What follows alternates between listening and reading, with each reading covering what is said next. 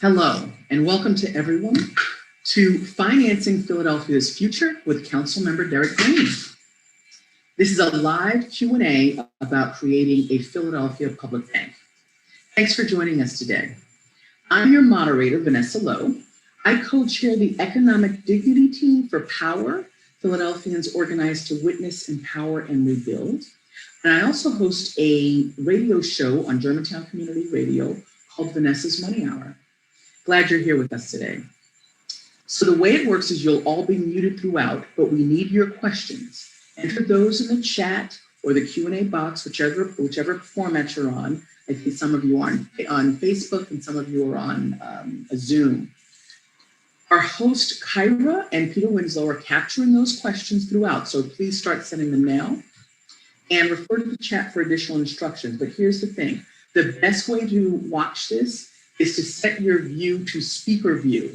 That way it's the smallest screen, but you'll get to see who's speaking, and if we have any slides, you'll get to see those also.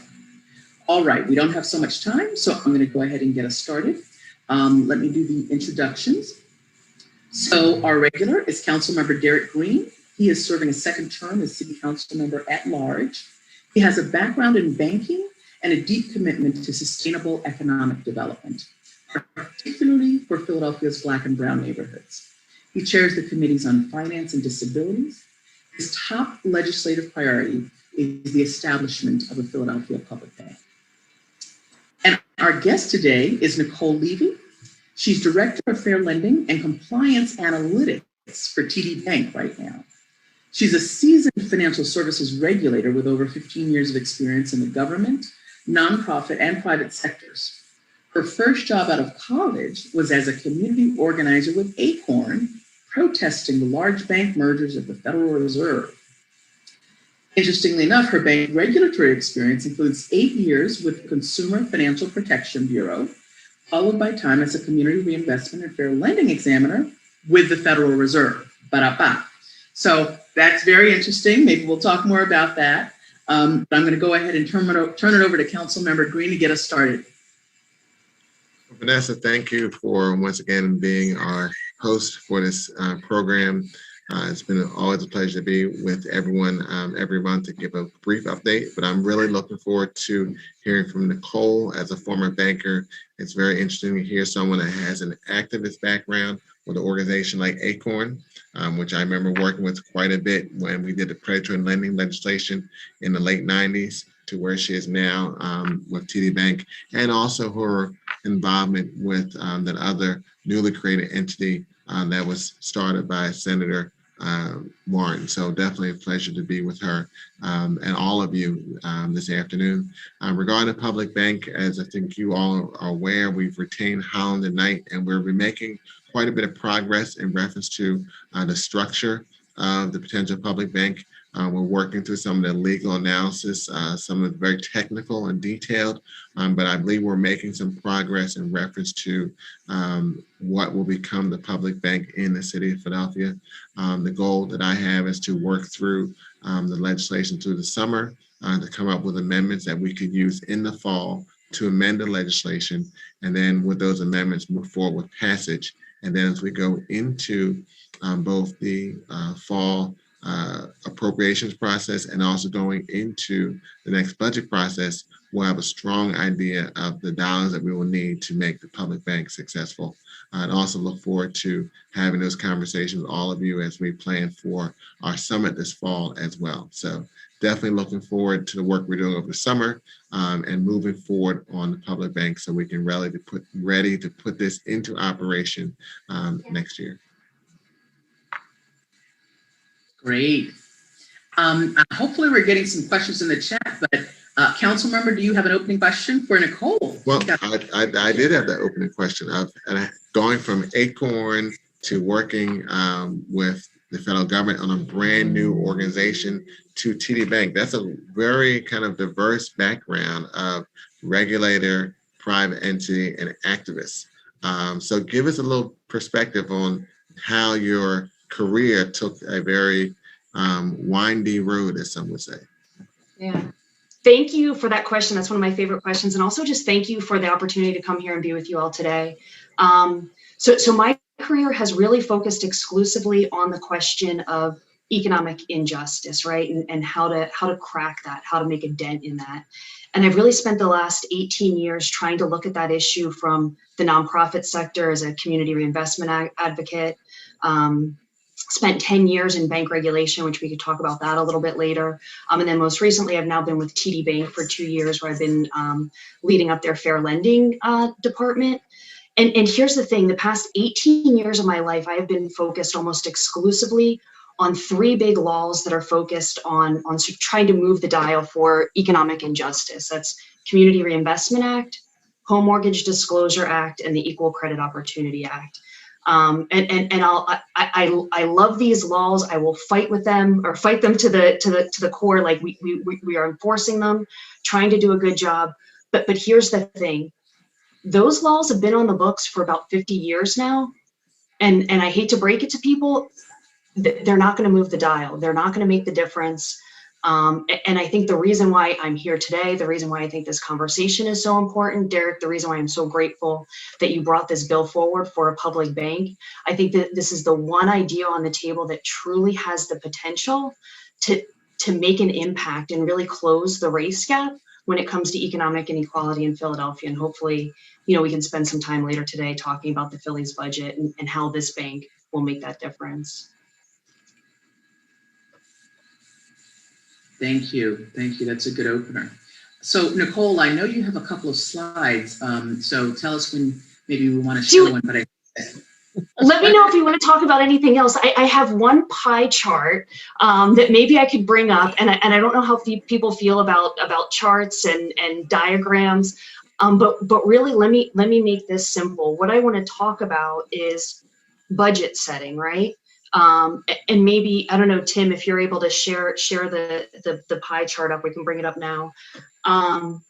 This isn't a tasty pie, by the way. It's a little depressing. No one's going to eat this pie. There's not a lot of pieces in it for all of us to share.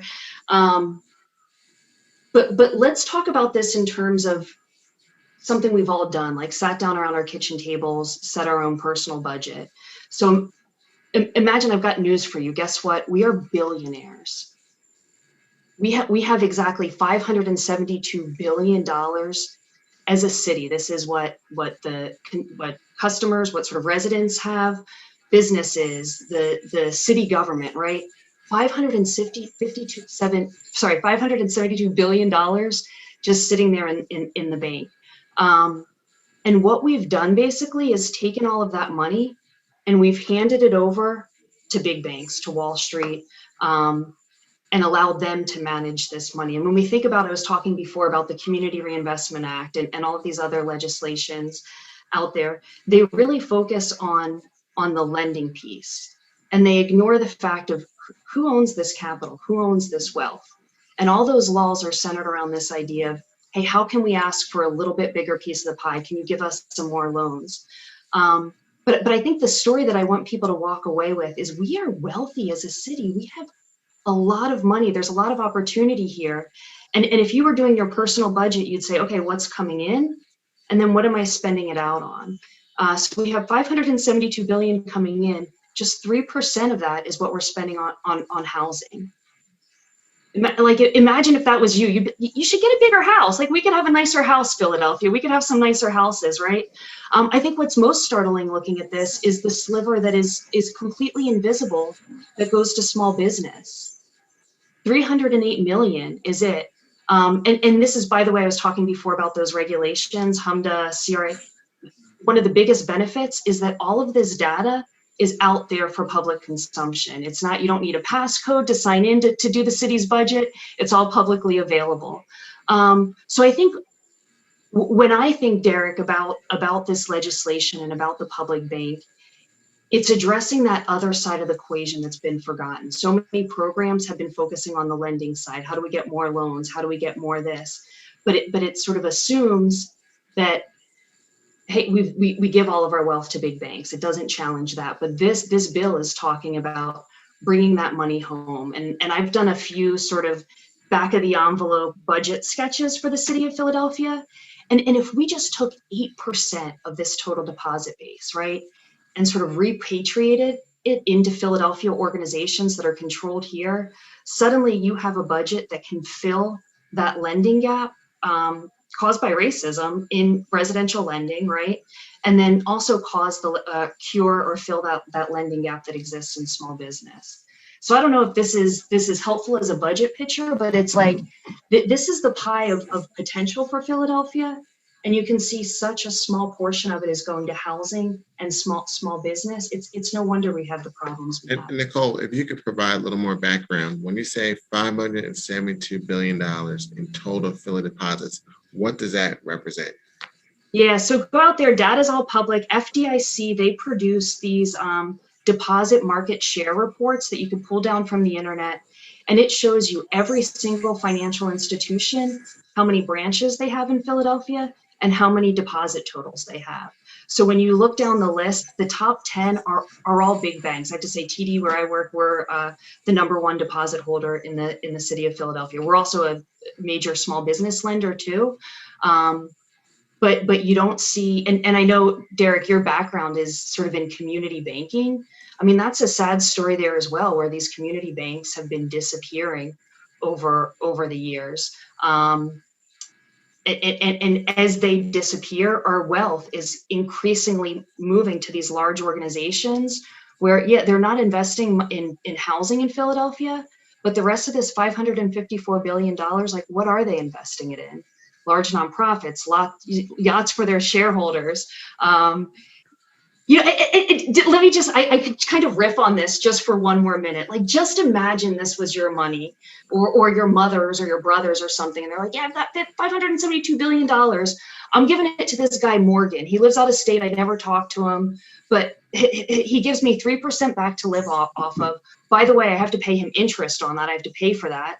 And also when I call him up to talk about my money, he won't talk to me. He's created a model, an algorithm to recognize my voice, but I have to, it's crazy to me. It is absolutely crazy to me when I think about how we've just taken all of this wealth and completely handed it over to large corporations who frankly don't have our interest at heart. I mean, they're doing their best. We're trying, but I'm looking at questions coming in. I'm paused. I don't want to miss some good questions from the audience. And real quick, that All right. includes credit unions as well. So credit unions, Exactly. all banking entities. Okay.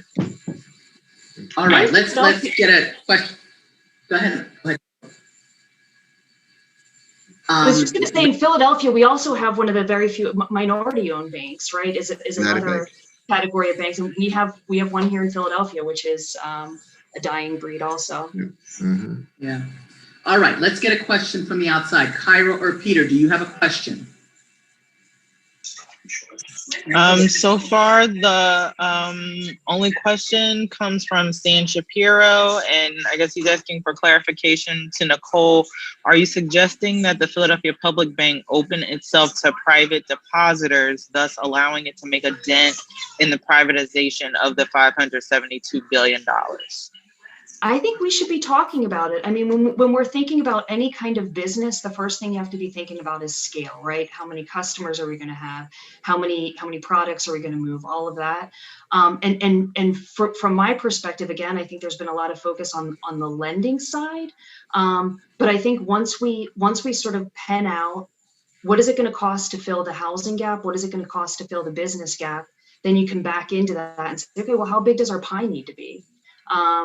And sort of the back of the envelope sketches I've made would say about 8% of that total deposit, which is more than what is the city? The city's deposits are around 522 million thereabouts.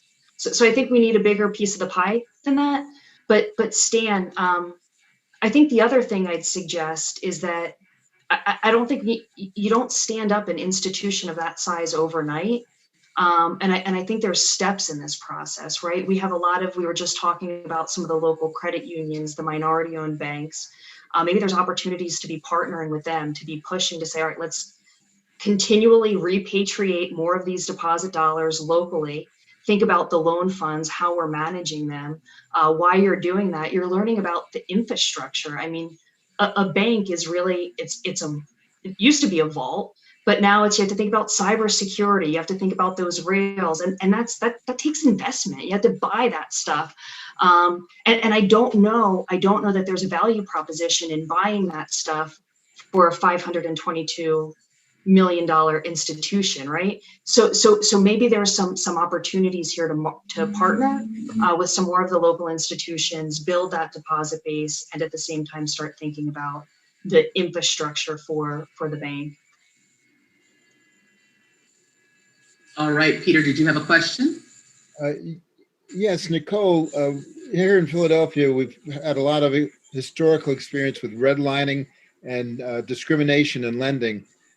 We know it's a complicated situation, and Councilmember Green has spoken about those that are hard to lend to borrowers.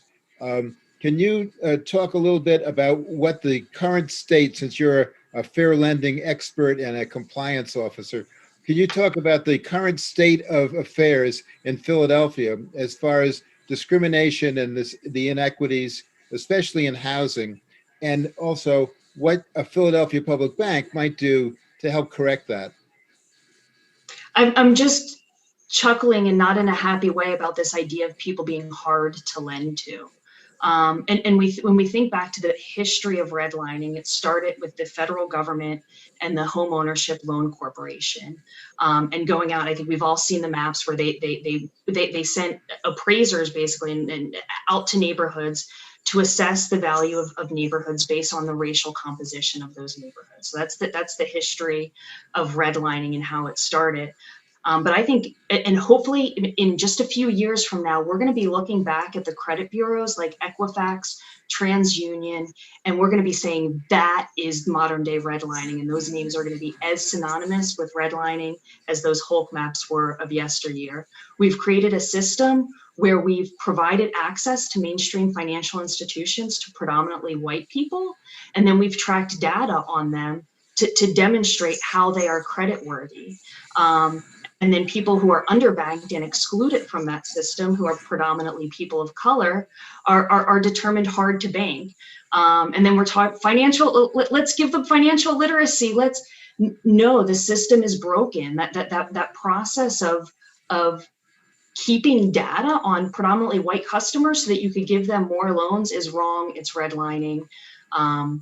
And I think when we are talking about starting a bank that is the master of its own assets, we can begin making decisions and informed decisions about credit risks in our neighborhoods.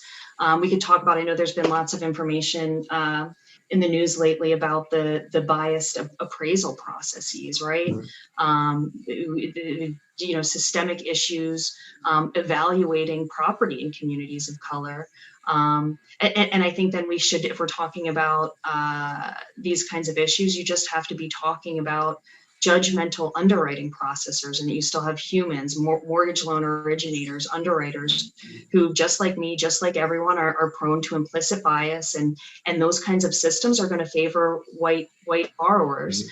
So I think what this bill is about is building a new bank that is owned by the city and works for the city. And I think these are solutions that we should be talking about. Thanks, Nicole. I'm not seeing any signs from Kyra or Peter, so I'm going to go ahead and ask a question. Kyra or Peter, send me a chat or let me know if you have any questions coming in.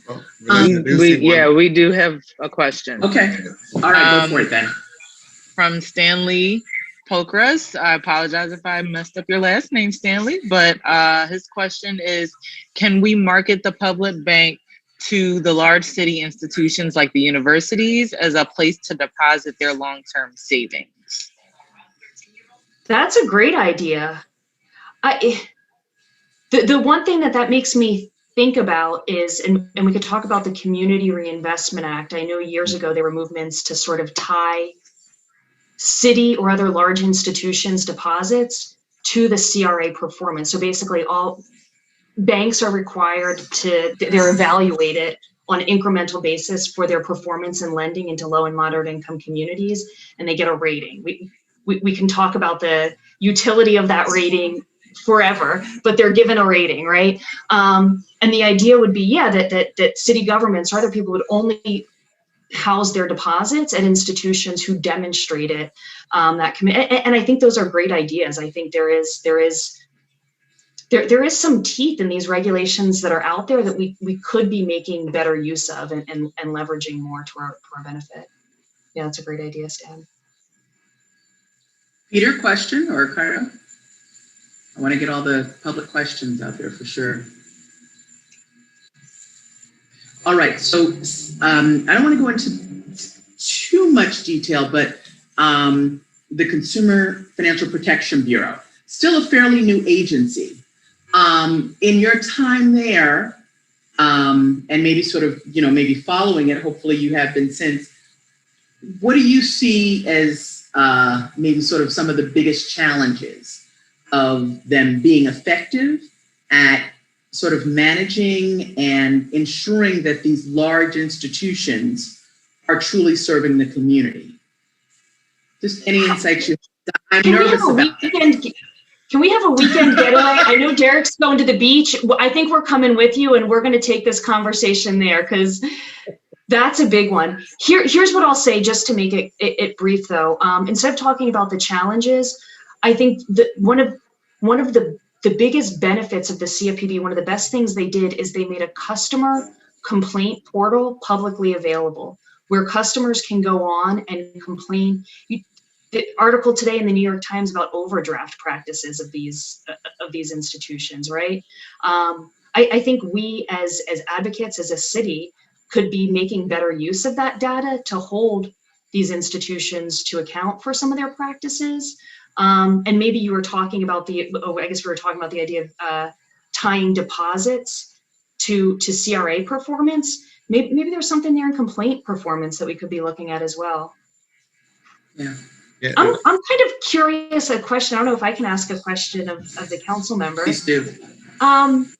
This is, I mean, I've been passionate about economic injustice for a long time, and I really think you've landed on a real true solution. I'd just be curious to hear a little bit more from you in terms of how you got here, how you sort of came to realize that a public bank is the answer, and it's what the city needs. Well, that takes another visit to the beach for a whole nother Let's go. conversation. But really, actually, it's interesting considering your talk about Acorn. And prior to me working in city council and becoming an attorney, I worked at Meridian Bank, a small business lender. Really saw redlining up close and personal, and the impact it had. And the community of North Philadelphia is called Garment Square. Broad and Glenwood, and so seeing the level of disinvestment, and because at that time we actually had lending authority, so I could do a loan to someone based on my knowledge of their ability to handle that loan. We did some really creative things like, okay, you don't have any credit history, you have don't have collateral, so this is what we're going to do. I'm going to do a $1,500 loan. I'm going to take that $1,500, put it into a CD, and we're going to use that CD to collateralize the loan. Now, we weren't supposed to do that, but I was being creative as a way to start to create some type of credit record. So you would pay back on that loan over, say, a course of 6 months to a year, give or take. But now you've at least started some type of credit history. Then we'll do maybe another loan without the CD. And now we just do a traditional loan to now start to establish credit. And we also were creative in how we did things with our customers and also our businesses, because we knew the type of deposits they were bringing to the branch. So I'm thinking of like Tommy's Men's Shop on 22nd Street. I'm thinking of my father-in-law's along with us had his first auto body shop with Twins, Indiana. So it was a number of different businesses that we had in the community that we were able to give a loan under our lending authority, because we said we knew this person, we knew their ability to manage their bank account, and they didn't have a lot of overdrafts, but always kept dollars in the bank, but they didn't have a real lending portfolio, they didn't have collateral.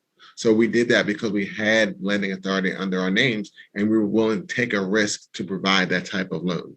But when lending authority changed and they brought in FICO scores and all this other modeling, which goes back to some of the issues of redlining and putting together a profile based on certain characteristics. That's what really created that disinvestment. And for a number of lenders, people that liked lending, they kind of left the business because your loan portfolio reflected your community. So someone like a Gary Coster at One Island, he had a very multicultural loan portfolio. Tina Brown was at Broad and Walnut. Think of Geraldine DeBerry, who was at Overbrook branch, or Lynn Turkington at Rittenhouse Square, or Malvin Reyes at Fifth and Wyoming, or Don Gilbert at 66 in Woodland. I do have a memory of all his names, just kind of flooding back. But their loan portfolios reflected those communities, and they had relationships with people in the community. And your banker was someone that was part of your community, like other business owners, and you helped to grow your neighborhoods and on commercial carders and other organizations. So I could talk for a long time about that, but I'm going to stop. But that was kind of the genesis of why we need to provide the city as a way to help do that same dynamic to help businesses around the city of Philadelphia. All right, it's 4:57, so we need to start winding down. Is there a final question from Peter or Kyra? Yeah, I think there is a very appropriate question from Tim. Picture it, it's day one for the public bank. It is now in, it has now been established. What projects are you looking to take on first? Is that for me, or are you suggesting that for Nicole, what she would think? I guess it's an open question at this point. Or what would be one of the first initiatives for the public bank to tackle? Well, I know one of Inform oh, go ahead. No, you go. Yeah, I think that the most important thing for a public bank is accountability and transparency. And I think it's just amazing how much when you are a public, like this, but it's all available online. Like we can see it. And I think one of the biggest benefits of this bank is one, just owning our wealth and using it as we need to as a city, but also bringing the whole city together around this and sort of creating that sense, this is our money, we are the economy, and here's what we're doing it, and making sure that you have a lot of broad public engagement and activity and eyesight on there. And then frankly, that's also just what's needed, because I think one of the biggest risks people have when you talk about a public bank is, oh, insiders or corruption or this or that. So I think the day one thing is like, this is all about transparency. Here's our open books, and here's how you read it public. Thank you, Nicole. Councilmember Green, you want to respond to that before we shut down? With Nicole, is your last name Winslow? Just curious. That's an inside joke. No, that's a conversation that we've been having quite a bit about the need for transparency, because you have a number of people that when you say the city is creating a bank, there's concerns of what's going to happen. So the transparency, and even how the board members, and that's some of the stuff we're talking about through our work with Holland Knight to try to make this entity as transparent as possible for the public, so we could try to achieve the goals that we're trying to meet. All right. Well, thank you for having me. This was a lot of fun. Thank you, Nicole, for being with us. Thank you, Councilmember Green. Please join us at for next month. We do this once a month. And we'll have Jim Burnett he is the Executive Director of the West Philadelphia Financial Services Institution. Very excited about him. He's actually an old mentor of mine. That's July 27th, same time, same space. And again, thank you all for attending. Here's the thing, if you'd like to get on the list to receive these press releases directly so that you can join us, leave your email in the chat, all right? Thanks for joining us. Thank you all.